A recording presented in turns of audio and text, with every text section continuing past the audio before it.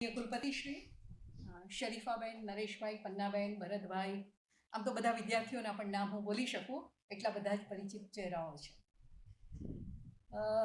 પન્નાબેને પણ ઉલ્લેખ કર્યો, શરીફાબેને પણ ઉલ્લેખ કર્યો કે 8મી માર્ચ આંતરરાષ્ટ્રીય મહિલા દિવસ.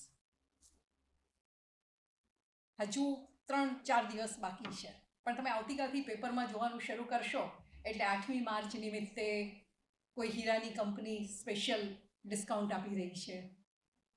સ્ટુડિયો છે, બહેનોને એક ફોટા ઉપર એક ફોટો ફ્રી આપશે. રેસ્ટોરન્ટની અંદર અથવા ઝોમેટોમાં તમે મગાવશો તો જો બહેન તરીકે ઓર્ડર આપ્યો હશે તો એમાં તમને અમુક ડિસ્કાઉન્ટ મળશે. શરૂ થઈ જશે 8મી માર્ચની સાંજ સુધી આ બધું ચાલશે. અને 9મી માર્ચે તમે માઇક્રોસ્કોપ લઈને જોશો તો પણ ક્યાંય તમને મહિલા દિન કે કશું જ નહીં મળે. એટલે એવું લાગે કે જેમ પેલો વેલેન્ટાઇન ડે આવે અને એની એક ઉજવણી શરૂ થાય, અથવા ફાધર્સ ડે હોય એની એક ઉજવણી શરૂ થાય, એ જ રીતે જાણે કે આપણે મહિલા દિવસની પણ ઉજવણી કરતા હોય, એક તહેવાર ઉજવાતા હોય એ રીતે આપણે એને ઉજવતા આવ્યા છીએ. અને છેલ્લા 1975માં યુનેસ્કોએ જ્યારે આંતરરાષ્ટ્રીય મહિલા વર્ષ તરીકે વર્ષ જાહેર કર્યું પછી તો 8મી માર્ચનો મહિમા વધી ગયો છે. કોઈકની સાથે વાત કરતા હોઈએ કે 8મી માર્ચે મહિલા દિવસ છે ને મારે વક્તવ્ય આપવા જવાનું છે, તો મોટે ભાગે સામેથી એવો જવાબ આવે અથવા એવો પ્રશ્ન આવે કે ભાઈ સ્ત્રીને સશક્તિકરણની શું જરૂર છે? અત્યારે જુઓ ને, દીકરાઓની સંખ્યા કેટલી છે અને દીકરીઓની સંખ્યા કેટલી છે. તમે જુઓ, બહેનોની સંખ્યા વધારે છે, ભાઈઓની સંખ્યા ઓછી છે. હું જે શહેરમાં ઊભી છું એ શહેરનો પ્રથમ નાગરિક બહેન છે, મહિલા મેયર છે ને આપણે ત્યાં. તમે જે યુનિવર્સિટીમાં ભણો છો એ યુનિવર્સિટીમાં જેટલા અધ્યાપક સર હશે એટલી જ સંખ્યામાં કદાચ એનાથી પણ વધારે મેડમ તમને મળે એવું બનશે. દેશના પ્રથમ નાગરિક પણ એક મહિલા છે. તો દલીલ એવી થાય કે તમને મહિલાઓને તો પૂરતા અધિકાર મળી ગયા છે, પૂરતા સ્થાન મળી ગયા છે, હવે તમારે સશક્તિકરણની શું જરૂર છે? ડૉક્ટર્સની સંખ્યા જુઓ, એન્જિનિયરની સંખ્યા જુઓ, સુપ્રીમ કોર્ટના જજની ખુરશીમાં તમે જુઓ, બધે જ ગુજરાત હાઈકોર્ટના જે ચીફ જજ છે એ પણ અત્યારે બહેન છે. તો બધે જ કેટલી બધી જગ્યાએ બહેનો પહોંચી ગઈ છે. વિમાન ઉડાડતા હોય ત્યાંથી માંડીને, અંતરિક્ષમાં જવાની વાત હોય ત્યાંથી માંડીને દરેક જગ્યાએ બહેન મળે છે. રિક્ષા ચલાવે છે પણ બહેન, પેટ્રોલ પંપ ઉપર પણ બહેન કામ કરે છે, નેવીની અંદર પણ હવે બહેનો જઈ રહી છે. તો હવે બહેનોને સશક્તિકરણની શું જરૂર છે? શાને માટે બહેન માટે આ સશક્તિકરણ કે મહિલા દિવસ કે બધું ઉજવવાની જરૂર પડે? બહુ રૂપાળું લાગે ચિત્ર. એક ચિત્રનો એક ભાગ આ છે, જુદી જુદી જગ્યાએ શિક્ષણ મેળવવાથી માંડીને, નોકરી કરવાથી માંડીને, વ્યવસાયિક કંપનીઓ કે કોર્પોરેટ ફિલ્ડની અંદર CEO તરીકે બહુ ગૌરવભેર બહેનો કામ કરી રહી છે. એનું એક બીજું ચિત્ર એ છે કે ખેતરમાં આજે પણ કામ કરતી મજૂર સ્ત્રીઓ છે. અહીંયા આગળ જે ઉદ્યોગ છે, પાવરલૂમ કે ડાયમંડનો કે એ બધાની અંદર પણ આંખો ફોડીને કે વજન ઉચકીને કામ કરતી સ્ત્રીઓ, એક ચિત્ર એ પણ છે. એક ચિત્ર એ પણ છે કે રસ્તા ઉપર કચરો વીણીને, કોથળામાં ભેગો કરીને એમાંથી કપડાને બધું જુદી પાડતી સ્ત્રીઓ છે.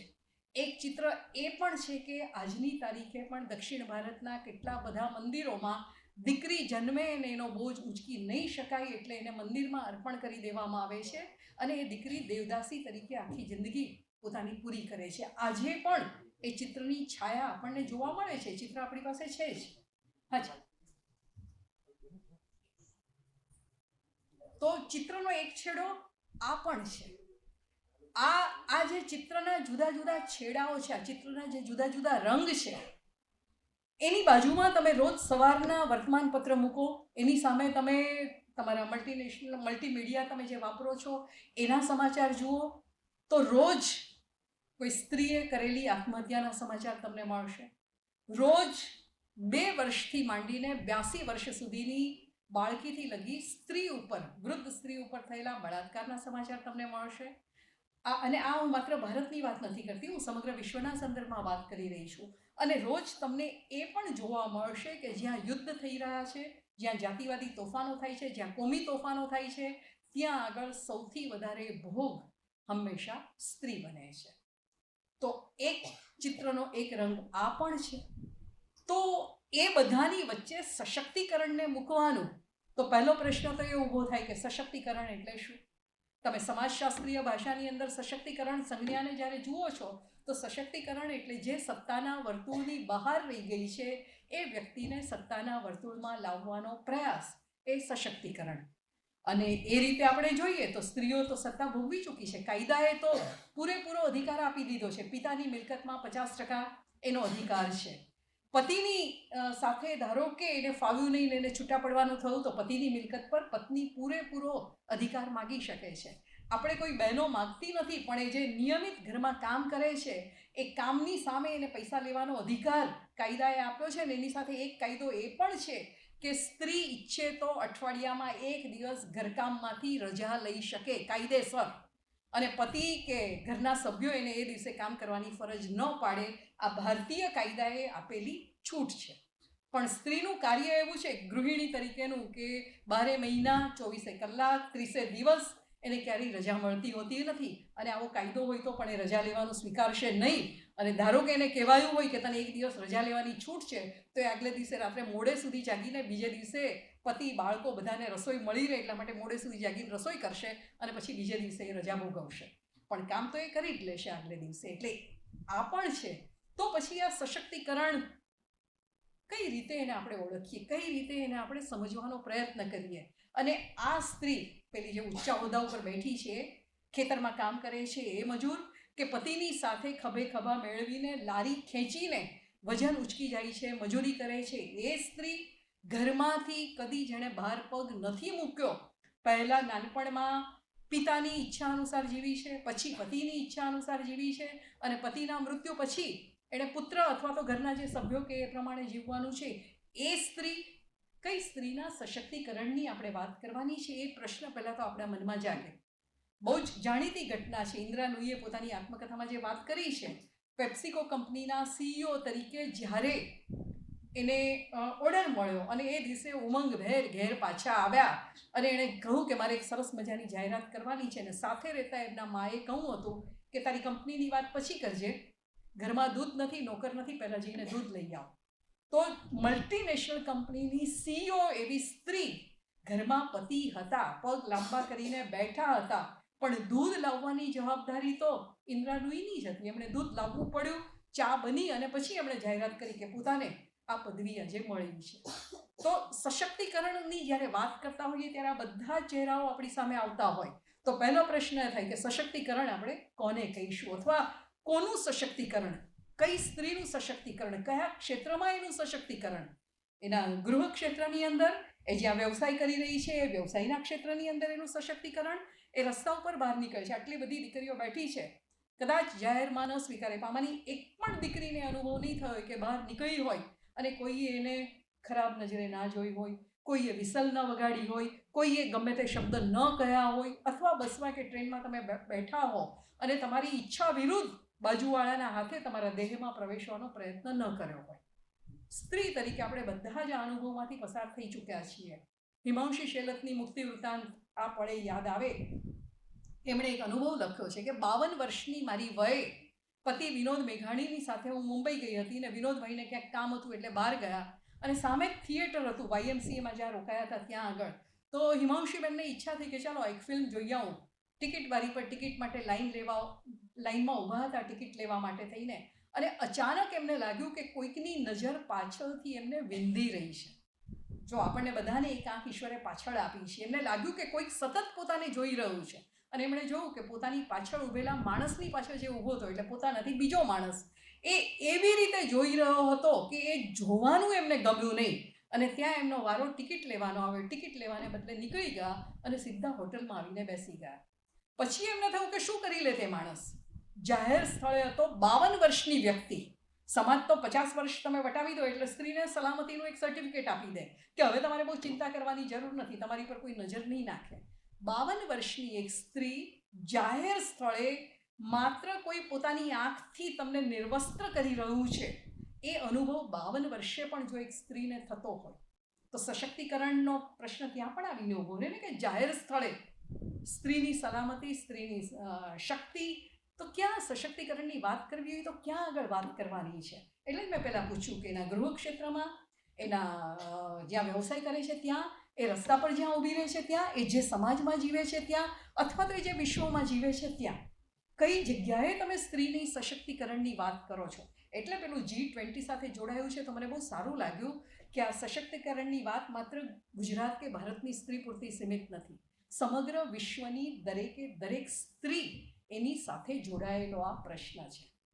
યુરોપ હોય, અફઘાનિસ્તાન હોય, ઈરાન હોય, ઈરાક હોય, દરેકે દરેક જગ્યાએ સ્ત્રી આ પ્રશ્નનો સામનો કરી રહી છે, કરતી આવી છે અને કરી રહી હતી. થોડીક વાત હું આ વાત કરું છું એમાં થોડો ઇતિહાસ પણ આવશે, થોડું સમાજશાસ્ત્ર પણ આવશે. તો હું ભારતના સંદર્ભમાં થોડીક વાત કરું તો છેક પાછલે પગે આપણે મહાભારત સુધી ગતિ કરીએ અથવા રામાયણ સુધી પહોંચીએ તો આપણે જોઈએ છીએ કે આપણા જે મુખ્ય સ્ત્રી પાત્રો છે એ સ્ત્રી પાત્રોને પોતાની ઈચ્છા અનુસાર જીવવા નથી મળ્યું. બહુ દૂર ન જાઓ તમે મહાભારતમાં તો પણ ભીષ્મ પોતાના 2 ભાઈઓ માટે થઈને જે 3 રાજકુમારીઓનું અપહરણ કરીને આવ્યા હતા, અંબિકા અને અંબાલિકા. એકને મનગમતા પુરુષ સાથે પરણવું હતું, પણ એ સમયની જે પરિસ્થિતિ, એ સમયનો રિવાજ એ મુજબ સ્વયંવરમાં જે જીતે એની સાથે જવાનું, એણે જવું પડ્યું. અને ત્યાં ગયા પછી ખબર પડી કે જેણે અપહરણ કર્યું છે એની સાથે પોતે પરણવાનું નથી, એણે તો પોતાના ભાઈઓ માટે અપહરણ કર્યું છે. એટલે તમે વિચારો, એક સ્ત્રી, એનું મન ક્યાંક છે, એનું શરીર બીજા કોઈકે જીત્યું છે અને એણે આપવાનું છે ત્રીજા કોઈકને. કાં તો પેલી વસ્તુનો ફેરબદલો થતો હોય, માલિકી બદલાતી હોય, એ પ્રકારનું ચિત્ર આપણને મહાભારતમાં મળે છે. મિત્રો, એક વાત યાદ રાખજો, હું જ્યારે આ વાત કરું છું ત્યારે આને કોઈ ધાર્મિક લાગણી સાથે જોડી નહીં દેતા. હું સ્ત્રીના સંદર્ભમાં જ આ વાત કરી રહી છું, એટલે મારી બંને વાતને ધર્મ અને પોલિટિક્સ બેથી દૂર રાખજો. હા, એટલે કદાચ કોઈકની લાગણી દુભાતી હોય તો જરાક માફ કરી દેજો, પણ હું જે વાત કરી રહી છું સ્ત્રીના સંદર્ભમાં એટલા માટે આ વાત કરું છું. તો ત્યાં આગળ એનો દેહ પણ એનો પોતાનો નહોતો, એનું મન પણ એનું પોતાનું ન રહ્યું. ઈચ્છતી હતી એને મન ન આપી શકાયું, અને ભીષ્મએ બહુ ઉદાર બનીને કહ્યું કે તું જેના પ્રેમમાં છે એની પાસે તને મોકલું, અને એને મોકલવામાં આવી. તો જેના પ્રેમમાં હતી એ પુરુષે કહ્યું કે રજપૂત તો કદી ભેટમાં આપેલી વસ્તુ લેતા નથી, વસ્તુ બની ગઈ. જેની સાથે ગઈકાલ સુધી પ્રેમ કર્યો હતો, જેને પામવાની ઝંખના રાખી હતી, એ સ્ત્રી હવે સ્ત્રી નથી રહી, એને માટે વસ્તુ બની ગઈ. એને માટે શું વીતી હશે એ પીડાની વાત આપણે ભાગ્યે જ ક્યાંય કરતા હોઈએ છીએ. દ્રૌપદી યાજ્ઞસેની તરીકે ઓળખાવી, અગ્નિકન્યા તરીકે ઓળખાવી, ઈચ્છિત પતિ તો એને પ્રાપ્ત થયો નહીં. એની પોતાની ઝંખના કૃષ્ણ માટેની હતી, કૃષ્ણ સાથે એનો સખ્યભાવ હંમેશા રહ્યો છે. અર્જુને એને સ્વયંવરમાં જીતી, પણ પછી લગ્ન કરવાનું આવ્યું 5 પતિની સાથે. 5 પતિની સાથે જોડાઈ, 5 પાંડવોને એણે એક રાખ્યા, બધું બરોબર, પણ એક સ્ત્રી સતત 5 પુરુષની વચ્ચે વહેંચાતી રહી હશે, એનું મન વહેરાયું હશે. ક્યારેક એને અર્જુનની ઝંખના હશે અને એને યુધિષ્ઠિર પાસે જવાનું થયું હશે, કે ભીમની ઝંખના હશે અને એને નકુલ કે સહદેવ પાસે જવાનું થયું હશે. ત્યારે એના માટે શું વીતી હશે એનો કોઈ જગ્યાએ ઉલ્લેખ નથી આવતો. એટલા માટે ઉલ્લેખ નથી આવતો, પૂરેપૂરા વેદવ્યાસ માટેના આદર સાથે હું કહું છું કે આપણા શરૂઆતના જે ઇતિહાસ લખાયા, શરૂઆતના જે મહાકાવ્યો લખાયા, એ બધા માત્ર ને માત્ર પુરુષની નજરે લખાયા, પુરુષો દ્વારા લખાયા. અને જે સમાજને કેન્દ્રમાં રાખીને લખાયા, એ સમાજ પણ જાણે માત્ર પુરુષોનો બનેલો હોય એ જ રીતે રચાયા છે. જે નિયમો બન્યા એ પણ પુરુષોને ધ્યાનમાં રાખીને જ બનાવવામાં આવ્યા. અને એટલે જ આ મહાકાવ્યોએ આ પીડાની વાત, એમણે જે વેઠ્યું એની વાત ક્યાંય નથી કરી. સીતાની સાથે શું બન્યું? ઈચ્છા વિના, એની કે ઈચ્છા નહોતી રાવણની સાથે જવાની, એનું અપહરણ થયું હતું, અને ત્યાં સતત રામની ઝંખના કરતી કરતી એ જીવી છે. પણ જ્યારે રામે એને જીતી લીધી છે ત્યારે રામાયણમાં રામ સીતાને મળે છે ત્યારે લક્ષ્મણની સાથે કેવડાવે છે કે એક મારા દેશના નાગરિકનું અપહરણ થયું હતું, એટલા માટે થઈને મેં એને મુક્ત કરાવી છે, હવે ઈચ્છે ત્યાં જઈ શકે છે. તો સીતાનો જે બચાવ કરવામાં આવ્યો, સીતાનું જે રાવણ પાસેથી એને પાછી લાવવામાં આવી, એ પત્ની કરતાં પણ પોતાના દેશની એક નાગરિક હતી એટલા માટે થઈને એને બચાવવામાં આવી છે. રીતસર આ મારી પોતાની વાત નથી, આ રામાયણની અંદર આવતો આખો ઉલ્લેખ છે. અને પછી પણ જો સીતાએ રામની સાથે રહેવું હોય તો એણે અગ્નિ પરીક્ષા આપવાની, એની પવિત્રતા એણે સિદ્ધ કરવાની. કેમ માત્ર સ્ત્રીએ જ પવિત્રતા સિદ્ધ કરવાની? આજે પ્રયત્ન કરજો, એક રાત ઘેર કીધા વિના, દીકરીઓ છે ઘેર કીધા વિના બહાર રહેજો, કહેશો નહીં કે ક્યાં ગયા છો. મમ્મી પપ્પા તો ઠીક, આજુબાજુવાળા બધા જ ફોલી ખાશે, રાત ભટકીને આવી, ખબર નહીં કોણ જાણે ક્યાંય ભટકતી હશે. આ શબ્દો વપરાશે, આજે પણ આ શબ્દો વપરાય છે. દીકરો 2 રાત બહાર નહીં આવે ને તોય કોઈ નહીં પૂછે. દીકરીને માટે આ શબ્દો આજે પણ વપરાય છે. તો સીતાએ અગ્નિ પરીક્ષા આપવી પડી હતી ને આજની શું ફેર પડ્યો? સશક્તિકરણની જરૂર છે ને. ભલે આપણી સંખ્યા વધારે હોય, ભલે આપણે CEO બની ગયા હોઈએ, ભલે આપણે રાષ્ટ્રપતિ બની ગયા હોઈએ, ભલે વડાપ્રધાન બની ગયા હોઈએ, ગમે તે બની ગયા હોય, આજની તારીખે સ્ત્રીને જોવાની જે નજર છે, દ્રષ્ટિ છે, બદલાઈ નથી. એટલે મેં પહેલાં કહું કે ઇતિહાસ જે લખાયો છે, મહાકાવ્યો જે લખાયા છે, એ બધા જ પુરુષો દ્વારા પુરુષ માટે અને પુરુષની નજરથી લખાયા છે. એટલે જ એની જે પીડા છે, સ્ત્રીની પીડા છે, એની વાત ક્યાંય નહીં આવી. જેનો કોઈ વાંક નથી એ સ્ત્રી અરુંધતી, કોઈ વાંક નથી એનો. અને છતાં ગૌતમ ઋષિને અહલ્યા, ગૌતમ ઋષિના શાપનો ભોગ કોણે બનવું પડ્યું? એણે બનવું પડ્યું, પથ્થર બની જવું પડ્યું. સંવેદના જેની જડ થઈ ગઈ, પતિ દ્વારા ઉપેક્ષા પામી એને કારણે. અને આપણે એને કહું કે શીલા બની ગઈ છે. એનો તો કોઈ વાંક નહોતો ને છતાં એણે સહન કરવાનો વારો આવ્યો છે. આવી તો નાની નાની એટલી બધી કથાઓ આપણને આપણા ઉપનિષદમાં કે પુરાણોની અંદર મળે છે કે જેમાં સ્ત્રીની સાથે કશું બન્યું હોય તો એમાં દોષ પુરુષનો નથી ગણાતો, સ્ત્રીનો ગણાય છે. આજની તારીખે પણ અરબી જે અરબ રાષ્ટ્રો છે ત્યાં આગળ ધારો કે સ્ત્રી ઉપર બળાત્કાર થાય તો જો સાક્ષી પૂરનાર કોઈ વ્યક્તિ ન હોય તો પેલી સ્ત્રીને દોષિત ગણવામાં આવે છે. અને સાક્ષી પણ કેવી? અમુક વ્યક્તિઓની ચાલે, બીજી નાના બાળકની અથવા સ્ત્રીની સાક્ષી ત્યાં આગળ ચાલતી નથી.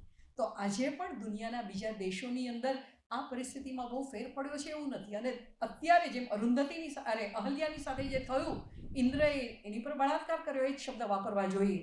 આજની તારીખે આપણે ત્યાં કોઈ દીકરી સાથે, કોઈ સ્ત્રી સાથે આ ઘટના બને છે તો માત્ર એકવાર બળાત્કાર નથી થતો, કેટલી વાર પછી એ બળાત્કારમાંથી પસાર થતી રહે છે. એણે પોલીસની પાસે ફરિયાદ કરવા જાય તો ત્યાં એની એ વાત ફરીને પૂછવામાં આવે, ક્યાં સ્પર્શ કર્યો હતો, કેવી રીતે કર્યો હતો, પહેલી વાર કોણે સ્પર્શ કર્યો, તું એને કેટલી વખતથી ઓળખતી હતી. પછી એ જ પ્રશ્નોનો સામનો એણે ફરી કોર્ટમાં જઈને કરવો પડે છે. એ જ પ્રશ્નોનો સામનો એણે પત્રકારો પાસે જઈને કરવો પડે છે. અને એ પ્રશ્ન જિંદગીભર એણે સાંભળતા રહેવા પડે છે. આટલી બધી સ્ત્રીઓ હતી, એમાંથી કોઈને નહીં. તારી સાથે જ કેમ થયું? કદાચ તારા પક્ષેથી જ કશું હશે, એને કારણે આવું થયું હશે. તો એક જ ઘટના, અને એ ઘટના પેલી સ્ત્રી છે એની જિંદગીને ખતમ કરી નાખે છે. તો એટલા માટે થઈને આ સશક્તિકરણનો જે પ્રશ્ન છે એ પ્રશ્ન આવીને ઊભો રહે છે. શરીફાબેને વાત કરી કે 1908ની 8મી માર્ચે ન્યૂયોર્કની અંદર મહિલા કામદારોએ સંગઠિત થઈને એક સરઘસ કાઢ્યું સમાન અધિકાર માટે, એમના સમાન વેતનના અધિકાર માટે થઈને. ભારતની અંદર સ્ત્રી જાગૃતિની શરૂઆત એની પહેલાં થઈ ચૂકી હતી. ત્યાં આગળ આર્થિક પ્રશ્ન નહોતો, ત્યાં આગળ સ્ત્રીના અસ્તિત્વનો પ્રશ્ન હતો. રાજા રામમોહન રાય એમાં નિમિત્ત બન્યા. જે મધ્યકાળનો આપણો ગાળો છે, પુરાણમાંથી આપણે મધ્યકાળમાં આવીએ તો ત્યાં કેટલાક કુરિવાજો, કેટલાક ખોટા એવા પ્રસંગો બન્યા હશે કે જેને કારણે 2, 3, 4 નબળી વસ્તુ ભારતીય સમાજમાં પ્રવેશી. દીકરી જન્મે એટલે એને દૂધપીતી કરી દેવાની વાત આવી. ધારો કે દૂધપીતી ન કરે ને મોટી કરીને એને પરણાવવામાં આવી તો એ વિધવા થાય, પછી એની જવાબદારી કોણ લે? એને સાચવે કોણ? કારણ કે એ તો વસ્તુ હતી, જેની માલિકીની વસ્તુ હતી, એ માલિક તો જતો રહ્યો, પછી એની જવાબદારી કોણ લે? એટલે એને માટે એક સરસ રસ્તો શોધી કાઢવામાં આવ્યો અને એને બહુ રૂપાળું નામ આપવામાં આવ્યું, સતી થવાની વાત. રાજાઓ યુદ્ધના મેદાનમાં હારી જાય અને ખબર પડે કે હવે રાજા કેસરિયા કરી રહ્યા છે, રાજાનું મૃત્યુ થયું છે, તો એના રાજમહેલમાં રહેલી બધી રાણીઓ તો ખરી જ, પણ રાણી સિવાયની બીજી સ્ત્રીઓ હોય, કોઈ દાસી હોય, કોઈ કામ કરતી હોય, કોઈ રાજાને ગમતી સ્ત્રી હોય, લગ્ન ન કર્યા હોય પણ એને સાથે રાખી હોય, આ બધી સ્ત્રીઓ જૌહર કરતી, સતી બનતી, મોટી ચિતા સળગાવીને એમાં એ લોકોએ બળી મરવાનું હતું. આ માત્ર ભારતનો ઇતિહાસ નહોતો. ઇજિપ્તના જે પિરામિડ છે એ પિરામિડમાંથી જે રાજાના શબ મળ્યા છે એની સાથે એમની દાસીઓને, રાણીઓને બધાને જીવતી ત્યાં આગળ પૂરી દેવામાં આવતી હતી. કારણ કે એની માલિકીની વસ્તુ હતી ને, એ બીજા કોઈના હાથે વપરાવી નહીં જોઈએ. જો વપરાવી નહીં જોઈએ આ શબ્દ વપરાય છે, તો એટલા માટે થઈને એ બનતું હતું ત્યાં પણ. એટલે ઇતિહાસ તો સમાંતર એક સરખો જ સ્ત્રીઓ માટે ચાલ્યો છે. તો ભારતમાં આ જે સતી પ્રથાની શરૂઆત થઈ હશે રાજા મહારાજાઓથી, અને પછી એ સામાન્ય સમાજમાં પણ પ્રચલિત બની અને રાજા રામમોહન રાય આવી ઘટનાના સાક્ષી બન્યા. માંડ એમની 15-16 વર્ષની ઉંમર અને એમના 22 વર્ષના મોટા ભાઈનું મૃત્યુ થયું અને એમની ભાભી 16 જ વર્ષની, અને એને સતી બનાવવાની હતી. તે રાજા રામમોહન રાય આ પહેલાં ઘટનાના સાક્ષી નહીં બન્યા હોય, પહેલી વખત આ ઘટના જુએ છે કે ભાભીને સરસ શણગારી છે ને ગળામાં હાર પહેરાવે છે ને કંકુ ઉડાડતા ઉડાડતા ઢોલ ત્રાસા વગાડતા વગાડતા બધા લોકો સ્મશાને જઈ રહ્યા છે, એ પણ સાથે જાય છે. ચિતા ઉપર ભાઈને સુડાવતા પહેલાં ભાભીને બેસાડવામાં આવ્યા, એના ખોળામાં ભાઈનું મસ્તક મૂકવામાં આવ્યું અને પછી દોરડાથી ભાભીને ભાઈના શરીર સાથે બાંધી દેવામાં આવ્યા અને ખૂબ બધું ઘી રેડીને અને પછી ચિતા પ્રગટાવવામાં આવી. અને પેલી 16 વર્ષની એકદમ નાજુક સ્ત્રી જીવતી સળગી મરે ત્યારે એ જે પોકાર કરતી હશે, એની જે ચીસો હશે, એ બીજા લોકોને સંભળાય નહીં ને દયા ન આવે એટલા માટે ઢોલને ત્રાસા એટલા જોરથી વગાડવામાં આવે કે પેલી બળતી સ્ત્રીની પીડાનો અવાજ તમારા સુધી પહોંચે નહીં. રાજા રામમોહન રાય માટે આ ભયંકર આઘાતજનક ઘટના હતી કે જીવતી વ્યક્તિને સળગાવી દેવાની. અને પછી એમને ખબર પડી કે આ સતી થવાનો રિવાજ તો આપણે ત્યાં બહુ વર્ષોથી પ્રચલિત છે. એ 4 વર્ષની કન્યા હોય કે 8 વર્ષની કન્યા હોય કે 20 વર્ષની સ્ત્રી હોય કે 40 વર્ષની સ્ત્રી હોય, પતિની પાછળ એણે સતી થવાનું. અને એમણે એક ઝુંબેશ શરૂ કરી કે જીવતી વ્યક્તિને આવી રીતે બાળી નખાય. પહેલી વખત સ્ત્રીના અસ્તિત્વ માટે કોઈએ લડાઈ આપી, પહેલી વખત. અને એ લડાઈ આપનાર એક પુરુષ હતો. જેમ યુરોપની અંદર પણ સ્ત્રીના અધિકાર માટેની જેણે શરૂઆત કરી, જ્હોન સ્ટુઅર્ટ મિલ, એક પુરુષ હતો. એ જ રીતે ભારતમાં પહેલી વખત સ્ત્રીના અસ્તિત્વની લડાઈ શરૂ થઈ. અહીંયા સમાન અધિકારની વાત નહોતી, અહીંયા સમાન અસ્તિત્વની વાત નહોતી, એને જીવતી રાખવાની વાત હતી. એક વિધવાને પુરુષ મરે એટલે એણે મરી જવાનું, એનું અસ્તિત્વ માત્ર પુરુષ કેન્દ્રી જ હોય, પતિ નહીં એટલે એનું કોઈ અસ્તિત્વ નહીં, એ હોઈ જ ન શકે. તમે કેટલી બધી બંગાળી ફિલ્મો ને અંતરજલી યાત્રા, એ નવલકથાને બધું વાંચો તો તમને ખબર પડે કે 8-9 વર્ષની દીકરીની સાથે એ જમાનામાં શું થતું હતું. રાજા રામમોહન રાય પહેલાં એવા નીકળ્યા કે જેમણે આની સામે ઝુંબેશ શરૂ કરી. લોર્ડ બેન્ટિકને એ લોકોએ એને ટેકો આપ્યો. જુઓ, આ સ્ત્રીને પોતાના અસ્તિત્વ સામે લડવામાં શરૂઆત પુરુષે કરી અને એને ટેકો પણ જે આપ્યો છે એ બિન ભારતીય છે. લોર્ડ બેન્ટિકે સતી પ્રથા વિરોધી કાયદો કર્યો અને એ વખતે પંડિતોનું એક આખું મોટું જૂથ ગયું હતું અને કહ્યું હતું કે ના, અમારા ધર્મ વિરુદ્ધ છે. અને કોર્ટે કહ્યું કે જો ધર્મ વિરુદ્ધ હોય તો તમારા શાસ્ત્રમાંથી આ અંગેના શ્લોક ને બધું શોધી આપો. અને એ લોકો શોધી નહોતા શક્યા અને પરિણામે સતી પ્રથા વિરોધી કાયદો અમલમાં આવ્યો. પણ હવે સતી નહીં કરવાની સ્ત્રીને તો કરવાનું શું? અને એટલે પેલી વિધવા દીકરી હોય, અહીંયાથી ત્યાં ફંગોળાતી રહે. જ્યાં સુધી કામ કરી શકે એમ હોય ત્યાં સુધી સાસરે રાખે, પણ જુવાન સ્ત્રીને રાખવાની, ઘરના પુરુષોની નજરથી બચાવવાની. અને દર બીજે ત્રીજે વર્ષે ઘરના પુરુષની વૃત્તિનો ભોગ બનીને એ સ્ત્રી સગર્ભા બને. અને ત્યારે કાં તો એને મારી નાખવામાં આવે, કાં તો એના બાળકને ગેરકાયદેસર જન્માવવામાં આવે અને એને દાટી દેવામાં આવે. મહારાષ્ટ્રમાં એની સામે એક ઝુંબેશ શરૂ થઈ, જ્યોતિબા ફૂલેની.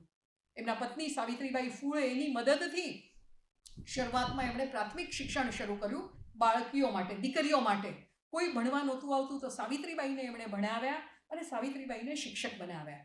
અને આ સાવિત્રીબાઈ પહેલી વખત જ્યારે નિશાળમાં ભણાવવા માટે જતા હતા 1864ની આસપાસ, તો એમણે લખ્યું છે કે જ્યારે નિશાળ જવા માટે થઈને નીકળ્યા તો એમના માથે એઠવાડનું તપેલું રેડાયું, કાદવ ભરેલું પાણી રેડાયું અને ગંદામાં ગંદી વાત કરવામાં આવી. કારણ કે સારા ઘરની સ્ત્રી તો કદી એકલી બહાર નીકળે નહીં. તો કહેવામાં આવ્યું કે આ જ્યોતિબા નક્કી કોઈ રાણને લઈ આવ્યો લાગે છે, જો એ બહાર નીકળી, અત્યારે ઘરની બહાર નીકળી. આટલું ભોગવ્યા પછી પણ એમણે બાળકીઓ માટે, દીકરીઓ માટેની સ્કૂલ ચાલુ રાખી અને એમને એક અનુભવ થયો. એમણે જે રસ્તે નિશાળમાં જવાનું એ રસ્તો પૂનાના બ્રાહ્મણવાડામાંથી પસાર થાય અને ત્યાંની જે વિધવા સ્ત્રીઓ હંમેશા લાલ રંગનું વસ્ત્ર પહેરે, માથાના વાળ ન હોય, આખું માથું ઢાંકી દીધેલું હોય એમણે. અને બારીના નાનકડા જેને કહેવાય કે હવા બારી જેવું હોય, એમાંથી એક સ્ત્રીનો ચહેરો એમને રોજ જોવા મળે. અને એક વખત એ ઈશારાથી એણે સાવિત્રીબાઈને પોતાની નજીક આવવાનું કહ્યું. સાવિત્રીબાઈ ડરી ગયા. એને થયું કે હું શિક્ષક તરીકે કામ કરું છું, ના કદાચ મને મારે બારે તો આ તો બ્રાહ્મણવાળા છે અને પોતે તો માળીની સ્ત્રી છે. બીજી વાર કર્યું, ત્રીજી વાર કર્યું, ત્યારે પેલી બાઈએ કહું કે તું ક્યારે છે, મારે તારી ઘેર આવવું છે. અને સાવિત્રીબાઈએ પોતાનું સરનામું આપ્યું ને પેલી બાઈ મળવા માટે આવી. એણે કહ્યું કે હું 5 વર્ષથી વિધવા છું અને ત્રીજી વખત સગર્ભા બની છું. મારા જેઠ જ મારી સાથે સંબંધ રાખે છે. હવે મને બાળક આવવાનું છે. અત્યાર સુધી જે 2 બાળકો જન્મ્યા ને એ બાળકોને તો જાજરૂના ડબ્બામાં ડુબાડીને મારી નાખ્યા છે, પણ મારે આ બાળકને મરવા નથી દેવું. હું શું કરું? સાવિત્રીબાઈ માટે આ મૂંઝવણ હતી કે આનું શું કરવાનું. એણે કહ્યું કે હું જ્યોતિબા સાથે વાત કરીને તને કહીશ. અને એમણે જ્યોતિબાને વાત કરી ત્યારે જ્યોતિબાએ કહ્યું કે બ્રાહ્મણવાડામાં અને સવર્ણોમાં તો આવી કેટલી બધી સ્ત્રીઓ છે કે જે લોકો આનો ભોગ બને છે, તો કે એમને ફરી પરણાવી કેમ નથી દેતા? તો કે ધર્મ ના પાડે છે. પરણાવવાની તો નહીં, એની પાસે ઘરનું બધું કામ કરવાનું, એના શરીરનો ઉપયોગ કરવાનો, પણ એની સાથે લગ્ન નહીં કરવાના. તો શું કરવાનું? જ્યોતિબાએ રસ્તો કાઢ્યો. એમણે કહ્યું કે બાઈને તું કહેજે કે આપણે ઘેર આવે, પ્રસૂતિ કરાવે, બાળકને આપણે ત્યાં મૂકીને પાછી જતી રહે, આપણે એના બાળકને સાચવીશું.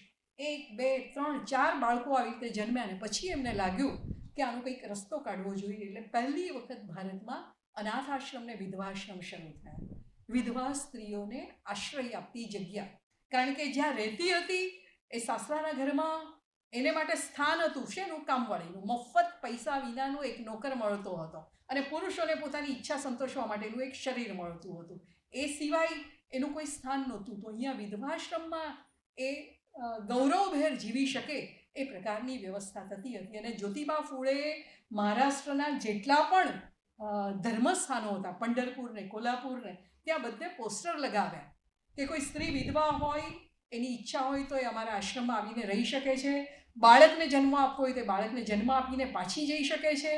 અને બાળક સાથે રહેવું હોય તો એની પણ અમે અમારે ત્યાં વ્યવસ્થા કરીશું. જો આ સ્ત્રીને એના જીવવા માટે ટેકો આપવા માટેના પ્રયત્નો હતા. હજી સ્ત્રી પોતાના અસ્તિત્વ માટે એટલી સભાન તો નથી જ બની આ વર્ષો દરમિયાન.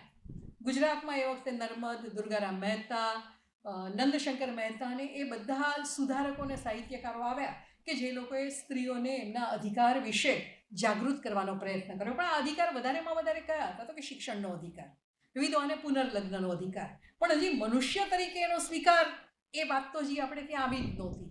ઇન્દુલાલ યાજ્ઞિકથી માંડીને નર્મદ કે દુર્ગારામ મહેતા એ બધાએ સ્ત્રીને બાયડી કે બૈરી એ જ રીતે ઓળખાવી છે. નર્મદે બીજા લગ્ન કર્યા ત્યારે પોતાની પહેલી પત્નીને કહ્યું હતું, મારા ખૂંદિયા ખંભવા પડશે તો મારા ભેગું રહેવાનું. તો ઘરમાં બીજી પત્ની હોય એ સહન કરીને રહેવાનું, તો જ સાથે રહેવાનો હક મળે, નહીં તો એણે ઘર છોડીને જવું પડે. તો એ લોકોના મનમાં ભલે કન્યા કેળવણીની વાત હતી, પણ સ્ત્રીનો હજી મનુષ્ય તરીકેનો સ્વીકાર તો ત્યાં આગળ પણ નથી જ. જેને સેકન્ડ સેક્સ તરીકે સિમોન દ બુવા ઓળખાવે છે, શેલ્ફાબેને જેની વાત કરી, એ સેકન્ડ કેટેગરીના દ્વિતીય કક્ષાના નાગરિક તરીકે જ સ્ત્રીનો તો હજી આપણે સ્વીકાર કર્યો હતો. ભલું થજો મોહનદાસ કરમચંદ ગાંધીનું કે એણે ભારતીય સ્વતંત્રતાની ચળવળમાં દેશના 50% હિસ્સો, જે રસોડાની દિવાલમાં કેદ હતો, અંધારા ઓરડામાં કેદ હતો, શિક્ષણ બહુ જ ઓછું મળતું હતું, એને સ્વતંત્રતાના સંગ્રામમાં જોડી આપી. કદાચ એ ભારતીય સ્ત્રીનો ગોલ્ડન એરા હતો, એનો સુવર્ણકાળ હતો. સાવ અભણ સ્ત્રીઓ, ઓછું ભણેલી સ્ત્રીઓ, વિધવા સ્ત્રીઓ, મા બનેલી સ્ત્રીઓ, દાદી બનેલી સ્ત્રીઓ ગાંધીના નામ પર ગાંધીની સાથે નીકળી પડી હતી. આપણે બહુ મેઘાણીની ઘણી બધી વાર્તાઓમાં આ મળે છે. અનંતની બહેન વાર્તા એનું બહુ જાણીતું ઉદાહરણ છે કે જે પતિએ કાઢી મૂકી છે, એ પતિની પાછળ વૈધવ્ય આવ્યા પછી એની પાછળ ચોટલો મુંડાવો, એની પાછળ ધોળા લુગડા પહેરવા, એની પાછળ ઘરમાં ખૂણો પાળવો, એના કરતાં ગાંધીના નામ પર માથાના વાળમાં કાતર મૂકીને, ખાદીના ધોળા લુગડા પહેરીને કેદની કોટડીમાં 1 વર્ષનો ખૂણો કેમ ન પાડો? દેશનું કંઈક તો થશે ને, મારી એક ઓળખ તો ઊભી થશે. આ ગાંધીએ ઓળખ આપી સ્ત્રીને સ્ત્રી તરીકેની. અને ગાંધીના ગુરુ કોણ હતા? રાજકીય ગુરુ ગોપાલકૃષ્ણ ગોખલે ભલે હોય, લોકમાન્ય તિલક હોય, પણ ગાંધીને સ્ત્રીના વ્યક્તિત્વની સાચી ઓળખ પહેલવેલી એમના પત્ની પાસેથી મળી છે. એમણે કહ્યું છે કે કસ્તુરબાએ મને અહિંસક સત્યાગ્રહ અને અહિંસક પ્રતિરોધ કરતા શીખવાડ્યું. 2 ઘટના એવી હતી કે જેણે ગાંધીને સ્ત્રીની શક્તિ શીખવી. બહુ જાણીતી ઘટના છે. 13મે વર્ષે પરણીને આવેલા કસ્તુરબા ગાંધીજી કરતાં થોડા મોટા હતા અને એમને ઘેર રોજ હવેલીમાં જવાનો રિવાજ. ગાંધીજીને ત્યાં હવેલીમાં જવાની છૂટ નહીં, એ લોકો પ્રણામી સંપ્રદાયમાં માને. કસ્તુરબા રોજ જઈને રોજ ગાંધીજી સાથે એમનો ઝઘડો થાય. ગાંધી ના પાડે અને કસ્તુરબા જવાનું ચાલુ રાખે કે ખોટું કામ કરતી નથી, એમાં પૂછવાની એ શું જરૂર છે. 6, 8, 10 મહિના સુધી ચાલ્યું હશે અને કસ્તુરબાનો અહિંસક સત્યાગ્રહ જીત્યો અને ગાંધીજી એમને હવેલીએ જવાની છૂટ આપી. અને સરસ રીતે એ વાત નોંધાઈ છે એક ઘટનામાં. ને કસ્તુરબા હસ્યા કે તમે આજે છૂટ આપો છો, હું તો જતી જ હતી ને. આ અહિંસક સત્યાગ્રહ હતો, પણ એક સ્ત્રી ધારે તો શું કરી શકે એનું આ ઉદાહરણ હતું. ગાંધીને ત્યારે ખબર નહોતી કે આ સત્યાગ્રહ છે, પણ એમને ખબર પડી કે જો સાચા હોઈએ તો કોઈનાથી પણ ગભરાયા વિના આપણે જે કામ કરવું એ કરી શકાય. આ પહેલો પાઠ એમને ત્યાંથી મળ્યો છે. અને પછી આગળ ઘણી બધી ઘટનાઓ એવી બની છે કે જ્યાં કસ્તુરબાએ ગાંધીજીને, પોતે ભલે અભણ હતા પણ પોતાનું સ્ત્રીત્વનું ગૌરવ જાળવીને પોતાને જે રીતે જીવવું છે એ રીતે જીવ્યા, અને ગાંધીને એમણે એ પાઠ ભણાવ્યા છે. એટલે આ અજાણતા જ એક સ્ત્રી એમની આ વાતમાં ગુરુ બની છે, અને એ જ ગાંધીજીને સમજાવ્યું છે કે સ્ત્રીઓની સાથે કામ કર્યા વિના, અને હિન્દુ સમાજે જેમને વર્ષોથી, સદીઓથી અળગા રાખ્યા છે, અસ્પૃશ્ય સમાજને સાથે લીધા વિના સત્યાગ્રહ નહીં કરી શકાય, ભારતની ચળવળ નહીં ચલાવી શકાય. એટલે એમણે બધાને પોતાની સાથે જોડ્યા છે. શિક્ષણ શરૂ થયું ત્યારે બીજી બાજુ યુરોપમાં એ જ વખતે સમાન અધિકારની, સમાન વેતનની એની ચળવળ શરૂ થઈ, અને એ બધાનો પ્રભાવ ધીમે ધીમે ભારત ઉપર પડતો ગયો, ભારતના સમાજ જીવન ઉપર પડતો ગયો. મુનશીની નવલકથાઓ હોય તો બહુ જ ગૌરવથી કહેવામાં આવે કે મુનશીના સ્ત્રી પાત્રો બહુ જ તેજસ્વી, મુનશીના સ્ત્રી પાત્રો બહુ જ સ્વતંત્ર, મુનશીના સ્ત્રી પાત્રો પોતાની ઈચ્છા મુજબ જીવવાવાળા. પણ બહુ ધ્યાનથી જુઓ તો તમને ખબર પડે, અને બધાને એ વાતની ખબર છે કે છેલ્લે તો એ સ્ત્રી પાત્રો પોતાનું સર્વસ્વ પતિના ચરણમાં જ અર્પણ કરતા હોય. પતિ જે કહે અથવા જે પુરુષ છે એ પુરુષ બોલે એ બ્રહ્મ વાક્ય, એ પુરુષ બોલે એ સત્ય. એ પછી મૃણાલ હોય, એ મિનળ દેવી હોય, એ પેલી કાશ્મીરા દેવી એટલે કે પ્રસન્ન હોય, બધા જ એ બધી સ્ત્રીઓએ આખરે તો પુરુષની પાસે પોતાનું સર્વસ્વ અર્પણ કરી દીધું છે. શરૂઆતમાં બહુ સ્વતંત્ર હોય, પોતાની ઈચ્છા મુજબ જીવવા માંગતી એ સ્ત્રીઓ હોય, કારણ કે મુનશીનો ઉછેર જે વાતાવરણમાં થયો હતો એ વાતાવરણ આ પ્રકારનું હતું. એમના માને એમણે જોયેલા, એમની પત્નીને જોયેલી, આસપાસની સ્ત્રીઓને જોઈ હતી, એટલે એ રીતે એમને થયું હતું. પણ ગાંધીજીના આગમન પછી આ પરિસ્થિતિ બદલાઈ છે. પછી જે સાહિત્ય આવ્યું એ સાહિત્યમાં તમને બદલાતો ચહેરો જોવા મળે છે. જે વૈધવ્ય કલંકરૂપ મનાતું હતું, જે વૈધવ્ય દુઃખરૂપ મનાતું હતું, જે વૈધવ્ય પ્રાપ્ત થયું હોય પછી સારા પ્રસંગમાં હાજર નહોતું રહી શકાતું, એ વૈધવ્યને પણ મંગલરૂપ આપવામાં આવ્યું, અને એ વૈધવ્યની સાથે સ્ત્રીઓએ જાહેર જીવનમાં પ્રવેશવાનું શરૂ કર્યું. અત્યાર સુધી એવું કહેવાતું હતું ગાંધીજીના આગમન પહેલાં કે કુંવારો ડોસો મરે પણ ડોસી કુંવારી મરી કદી જાણી છે? પણ દેશને માટે લગ્ન ન કર્યા હોય એવી સ્ત્રીઓની સંખ્યા 20મી સદીના શરૂઆતના વર્ષોમાં તો ઘણી બધી હતી. તો પણ બહુ સમાજ બદલાયો હતો એવું નથી. સુશીલાબેન ઝવેરી, હું જ્યાં ઊભી છું એ સુરતના જ કવયિત્રી, માત્ર 3 જ ધોરણ ભણેલા હતા. 5મે વર્ષે માનું મૃત્યુ થઈ ગયું, પિતાએ બીજા લગ્ન કર્યા, એટલે મોસાળમાં જ એમનો ઉછેર થયો, અને 13મે વર્ષે પરણીને સાસરે આવ્યા. આખો દિવસ રસોડામાં કામ કરવાનું, ને રસોડાના નાનકડા ગોખલા જેવી બારીમાંથી નદી જોવા મળે, એ સિવાય બીજું કશું જ જોવા ન મળે. પ્રકૃતિ બહુ ગમે, સાંભળવાનું બધું બહુ જ ગમે, પણ સારા ઘરની સ્ત્રીથી તો બહાર જવાય નહીં. પણ એક લાભ થયો, એ જમાનામાં નોકર હતા, એ કદી કપડાં, સ્ત્રીઓના કપડાં ન ધોવે, પુરુષોના ધોવે, સ્ત્રીના ન ધોવે. તો સ્ત્રીએ જાતે ધોવાના કપડાં, અને ઘરમાં એટલું પાણી નહીં, એટલે સુશીલાબેને, 13 વર્ષના સુશીલાબેને ઘરની બધી સ્ત્રીઓના કપડાં ધોવાની જવાબદારી માથે લીધી. કેમ? તો ઘરની બહાર જવા મળે ને, નદીએ જવા મળે. નદીએ જાય, કપડાં નિરાતે ધોવે, પ્રકૃતિને માણે, અને પાછા આવે ને કવિતા લખવાની એમણે શરૂ કરી. કવિતા મોકલવાની ક્યાં? તો કે ઘરમાં પેલા બધા છાપાઓના કાગળિયા આવતા હોય, એમાંથી ક્યાંકથી સરનામા મળ્યા, ને છાનામાના કવિતાઓ મોકલે, અને કવિતાઓ છપાઈ, પણ પોતાને ખબર ન પડે કે કવિતા છપાઈ છે. કોઈ કહે તો ખબર પડે, પણ ઘરના કોઈને ખબર જ નહીં કે કવિતા લખે છે. ગુજરાત મિત્રમાં થોડીક કવિતાઓ છપાઈ, એમને તો એ સમાચાર મળ્યા જ નથી, પણ પતિને એમના મિત્રોએ કહું કે તારી બૈરી તો કાગળિયા લખતી થઈ ગઈ છે, જો એની કવિતા આવી છે છાપામાં, અને ઘેર આવીને વરે ખખડાવી નાખ્યા એમને. લખવું એ ઘરના ખૂણે લખો ને, છાપામાં છપાવવાની જરૂર શું છે? અને ત્યારે સુશીલાબેને પહેલી વાર જવાબ આપ્યો કે લખવાવાળીને તમે મૂર્ખ કહો છો, પણ છાપવાવાળા તો મૂર્ખ નહીં હોય ને. એણે છાપ્યું, એમાં કશું સારું લાગ્યું હશે તો છાપ્યું હશે ને. પણ પતિએ ક્યારેય પ્રોત્સાહન ન આપ્યું. સુશીલાબેન લખતા રહ્યા, એમની કવિતાઓ છપાતી રહી. આ ઘટના 1930-35ની આસપાસની છે.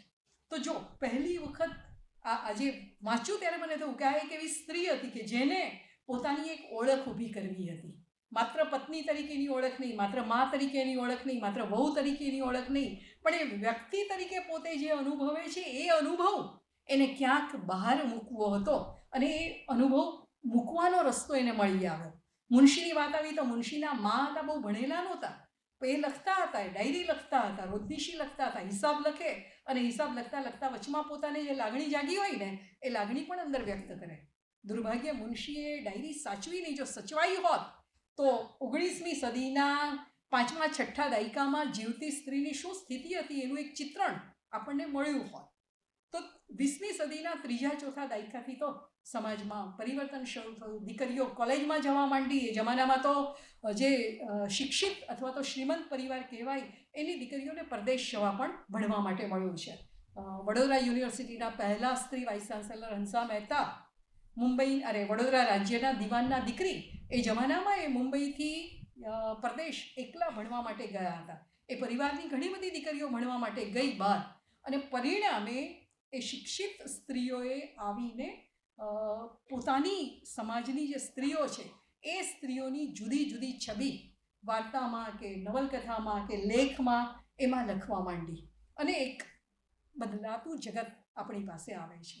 એ વિનોદીબેનની નવલકથા હોય કે સરોજિનીબેનની વાર્તાઓ હોય અથવા તો મેઘાણી કે સુંદરમ કે ઉમાશંકર જોશીએ લખેલી વાર્તાઓ હોય, એમાં તમને સ્ત્રીની છબી જરા બદલાતી છે. એની જે પરિસ્થિતિ છે એ પરિસ્થિતિનું ચિત્ર તમને એમાં જોવા મળે છે. પણ સમાજની અંદર જે પરિવર્તન આવી રહ્યું હતું એ પરિવર્તન હજી આ લોકો બરોબર ઝીલી શક્યા છે એવું આપણે કહી શકીએ નહીં. કારણ કે સમાજમાં તો ઘણી બધી એવી ઘટનાઓ બની છે કે જે ઘટનાઓ તમને એ વાતની સાક્ષી પૂરે છે કે આ સ્ત્રીઓને ભલે શિક્ષણ નહોતું મળ્યું પણ ક્યાંક ને ક્યાંક એમણે પોતાના અધિકારને જાળવવાનો પ્રયત્ન કર્યો છે. ઇતિહાસ ભલે એ લોકોએ નહોતો લખ્યો, મહાકાવ્યો ભલે એમણે નહોતા લખ્યા, પણ એમની પાસે થોડીક સામગ્રી હતી જ્યાં પોતાની લાગણીને એ લોકો વ્યક્ત કરી શકે. અને એ લાગણી એમણે ક્યાં તો લોકગીતોમાં વ્યક્ત કરી, ક્યાં તો લોકકથાઓમાં વ્યક્ત કરી, ક્યાં તો વ્રતકથાઓમાં તમે વ્યક્ત કરી. તમે વ્રતકથાઓ આપણી સાંભળો તો મોટે ભાગે સ્ત્રીની પીડાની વાત જ એમાં આવે છે અને એક આશ્વાસન છે એમને કે ભલે આટલી પીડા વેઠીએ પણ ઉપરવાળો બેઠો છે ને ક્યાંક ને ક્યાંક આ વ્રત કરીશું તો આપણને મદદે આવવાનો છે. નાગપાંચમની વાર્તા હોય કે વીરપસલીની વાર્તા હોય કે બોળચોથની વાર્તા હોય, દરેકે દરેક જગ્યાએ સ્ત્રીની પીડાની વાત આવે અને પછી એ પીડામાંથી બહાર નીકળવાનો એને એક રસ્તો મળે. એટલે એ વસ્તુમાં પણ મને રસ પડ્યો કે આ પીડાની વાત કરતી સ્ત્રીનો અભિગમ હકારાત્મક રહ્યો છે, એક આશાવાદી અભિગમ રહ્યો છે કે આટલું વેઠ્યા પછી પણ ક્યારેક તો સારું બનવાનું છે, ક્યારેક તો અમને એક સુવર્ણકાળ મળવાનો છે એવી આશા આ લોકગીતોમાંથી, ઓછા લોકગીતો પણ આ વ્રતકથાઓમાંથી ને એમાંથી પસાર થઈએ ત્યારે આપણને મળે છે. સ્વતંત્રતા આવી અને આખું ભારત બદલાયું. એક બાજુથી પોતાનું શાસન શરૂ થયું, સમાન અધિકાર બંધારણે 1950માં સ્ત્રીને એ બધા જ અધિકારો આપ્યા જે પુરુષોને આપ્યા છે. જે સ્ત્રી સ્વતંત્રતાની લડત વખતે જેલમાં જતી હતી, પુરુષોની સાથે ખભે ખભા મેળવીને કામ કરતી હતી અને આપણને આશ્ચર્ય થાય કે 50 પછીનો ભારતનો જે બદલાતો ચહેરો છે ને એ બદલાતા ચહેરામાં જાહેર જીવનમાં કામ કરતી સ્ત્રીઓની સંખ્યા ઘટી ગઈ. નોકરીમાં, વ્યવસાયમાં એ બધામાં એ જોડાઈ, પણ રાજકારણની અંદર સ્ત્રીઓની સંખ્યા ઘટી. જે સ્ત્રીઓએ 3-4 દાયકા સુધી લડતમાં ભાગ લીધો એ બધી સ્ત્રીઓ ક્યાં તો પોતાના નાનકડા કોઈ કોચલાની અંદર કેદ થઈને બેસી ગઈ અને નવી પેઢીની જે સ્ત્રી આવી એને માટે જાહેર જીવનમાં લગભગ કોઈ અવકાશ નહોતો. કેટલા બધા કુટુંબો એવા જોયા કે જે કુટુંબનો પુરુષ હોય એ રાજકારણમાં જોડાયેલો હોય, પછી કુટુંબની સ્ત્રી હોય એ રસોડામાંથી દીવાનખાનામાં પણ ન આવતી હોય અને બહુ ગૌરવભેર એ ઘરના પુરુષો કહેતા હોય કે અમારા ઘરની સ્ત્રીઓ તો બહાર નીકળે જ નહીં ને, કશું પણ લાવવાનું હોય તો અમે જ જઈએ. તો જો જે સ્વતંત્રતા નહોતી ત્યારે બહાર નીકળેલી સ્ત્રીને ફરી પાછી સ્વતંત્રતાની પછી ઘણા બધા કુટુંબની અંદર, શિક્ષિત કુટુંબોની અંદર ઘરમાં પૂરવામાં આવી. અત્યારે પણ ઘણા કિસ્સાઓ જોયા છે કે દીકરીને બહુ આગ્રહપૂર્વક મેડિકલમાં એડમિશન અપાવ્યું હોય, ડૉક્ટર પણ થઈ હોય, એન્જિનિયર પણ થઈ હોય અને પછી 4-5 વર્ષ પછી મળે ને આપણે પૂછીએ કે શું કરે છે દીકરી? બસ ખાઈ પીને મજા કરે છે. પૂછીએ કઈ કંપનીમાં કામ કરે છે કે પોતાની પ્રેક્ટિસ શરૂ કરી? ના, એનો હસબન્ડ બહુ સારું કમાય છે ને એટલે એણે હવે કમાવાની શું જરૂર છે? જો ફરી પાછું એક ચક્ર બદલાઈ રહ્યું છે. આર્થિક જવાબદારી માત્ર પુરુષની, સ્ત્રીએ પેલી ડિગ્રી એક અલંકાર તરીકે ધારણ કરવાની અને એ અલંકારનો ઉપયોગ સારો પતિ મેળવવા માટે કરવાની ને પછી પાછું ઘરમાં જઈને બેસી જવાનું. એક આ ચહેરો પણ અત્યારે સ્ત્રીનો દેખાવાનો શરૂ થયો છે. બીજી વસ્તુ એ બની સ્વતંત્રતા પછી કે આપણી સામે ઘણા બધા ક્ષેત્ર ખુલ્લા થયા, જે નહોતા એવા નવા નવા ફિલ્ડ આવ્યા. મેડિકલથી માંડીને એન્જિનિયરિંગથી માંડીને, એન્જિનિયરિંગની વાત તો તમને ખબર છે, સુધા મૂર્તિવાળી વાત, એટલે એમાં આપણે નથી જતા, કે જે ફિલ્ડમાં સ્ત્રીઓનો પ્રવેશ નહોતો ત્યાં આગળ ટાટાના એન્જિનિયરિંગ કંપની પણ સુધા મૂર્તિ જેવા સ્ત્રી ઇજનેરોએ પોતાને માટે ખુલ્લી કરી આપી. ત્યાંથી માંડીને એક જે સૌંદર્યનું જગત હતું, ફિલ્મ જગત હતું, એ આપણી પાસે ખુલ્લું થયું.